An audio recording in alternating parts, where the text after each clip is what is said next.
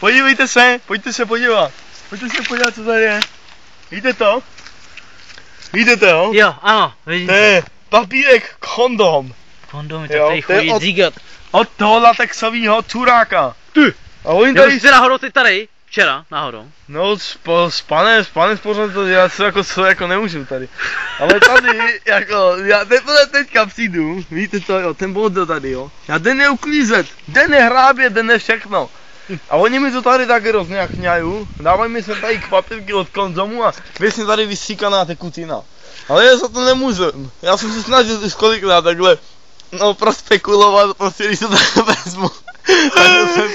A jako teďka musím na bytový družstvo.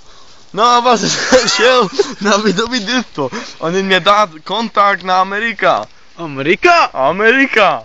USA toto místo. USA, Amerika. No, podívejte, tady má nějaký nápisy, jo. List, a tady ta šmrzavina byla. To tady dneska někdo vystří.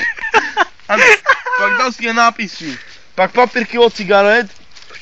Tady nějaký piču, ale podívejte, víčko vodka, určitě vodka, oni tady pijou pořád, no KB dokonce, Cabernet, no, podívejte na moje prsta. A já vám říkám, že tady to na piču, to tam je na piču. A když tady to uděláme společně, tak to můžeme sestavit a můžeme z toho udělat dobrý park, jako jo. Co vy na to myslíte, pane pořadatel? Myslím si, že tady to je docela velice na park luxusní. Ano, pláce sice je tu na 10 prstov, ale když to rozjedeme, tak to můžeme i sestavit. Pak si můžeme podívat tady další bordel, jo? To víte, zevláci, koněpasy a tady to. Zeblujou tady pořád, pojďte na ty kameny, kdo to má tady sbírat, podívejte. Nějaký džus, dokonce víno tady, podívejte se na to všechno, pane redaktore. Taška plus, to je 2 roky minimálně stará, už máš žlutý, tady to je tmavě zelená. Pak tu máme rajec, no tak někdo byl inteligentní, tak pil vodu, no, to je jedno za čas asi. Pak tu máme další pičoviny, ale už mě to opravdu sere tady to. Pane redaktore, co s tím máme dělat? Tamhle hostice, pivo, podívejte se na to do piče, a když to vidím, tak akorát musím lámat hrábě.